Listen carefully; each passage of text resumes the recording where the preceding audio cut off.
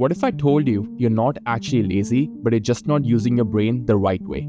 And I mean that literally. Think about that one small task you've been putting off for days. Maybe it's folding your laundry, replying to a message, or even just answering your email. You think about doing it and instantly it doesn't feel good. So you push it off for a day, 3 days, and then a week goes by. And then when you finally sit down to do it, it takes just 5 minutes. So why does this happen? Why do we keep resisting something that's actually so small? It's not really about laziness at all. It's actually about how our brain is wired. And once you understand that, it honestly changes the way you think about procrastination, and it also changes the way you think forever. So for our purposes, you can think of the brain as having 3 main parts: the reptile brain, the limbic brain, and the prefrontal cortex, or the PFC. The reptile brain is the oldest part of the brain, and it's been around for roughly 200 million years.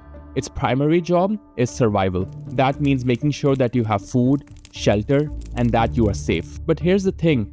This brain has no concept of the future at all. It doesn't think in terms of growth or long-term goals like starting a business or running a marathon. It only cares about short-term goals like when's my next meal coming or am I safe right now? And once these basic survival needs are met, the reptile brain just wants comfort. It wants to feel good by doing as little work as possible. That's why it pulls you towards easy dopamine sources like scrolling reels, binge eating, or just lying around. But here's the thing, the reptile brain doesn't act alone. It's teamed up with the limbic brain, which is your emotional center.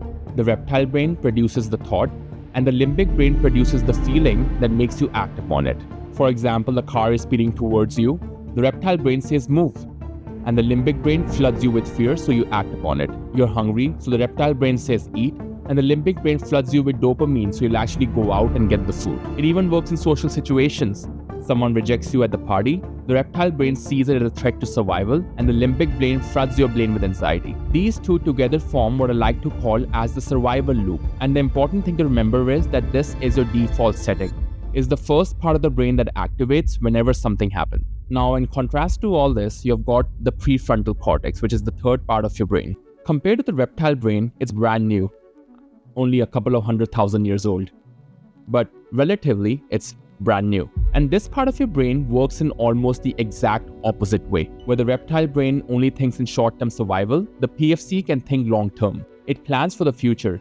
It imagines and envisions what life could look like 5 or 10 years down the line, and not just the next 10 minutes like the reptile brain does. Where the reptile brain just wants comfort, the PFC is willing to sacrifice the comfort for today in exchange for something bigger and better tomorrow. That's why you can say, no, I'll skip this snack or I'll skip this pizza because I want to lose 10 kgs in the next 6 months. Where the reptile brain is pretty selfish and self-centered, me, my food, my shelter, the PFC thinks about others as well. It thinks about building things, helping people, and making the society a better place in general. It's also the part that lets you learn from mistakes and connect the dots creatively. That ambitious startup idea, PFC. Writing a book, pursuing art, training for a marathon, or even investing in your long-term health, it's all PFC. This is what I like to call the growth loop. And unlike the survival loop, which is composed of the reptile brain and the limbic brain, this loop doesn't come online automatically. You have to bring it online manually. As you might have guessed, these two parts of the brain clash with each other just because of how differently they operate, and this is where procrastination comes in. The survival loop, which is the default part of the brain, fires first and says, stay comfortable, delay, do it later. This on the surface looks like laziness, but if you look inside your brain, it's your default ancient wiring at work.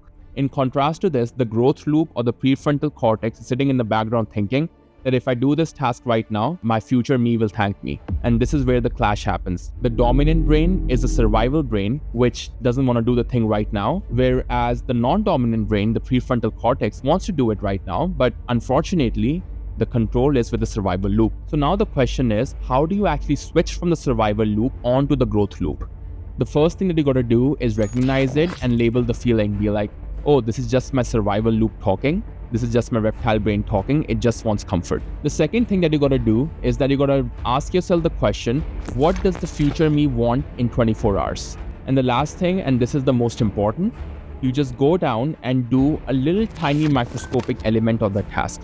Maybe you open up your doc and write the first word if you're procrastinating on an assignment, or maybe you fold your shirt if you're procrastinating on the laundry. Whatever it is, you take the smallest possible action for that task.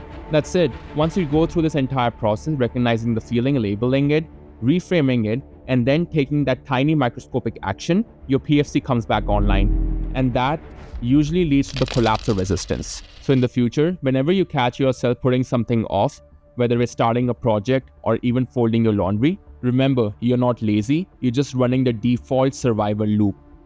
You're running your brain on the default mode. Keep the reptile brain in the background, think about it from the perspective of your growth loop and your prefrontal cortex, and every task that you have to do will become very easy. So to close, the next time you see the laundry pile or the 5-minute task that you have been avoiding, just ask yourself a simple question. Which part of my brain am I using right now? Recognize it, flip the switch, and you'll notice how fast the resistance disappears.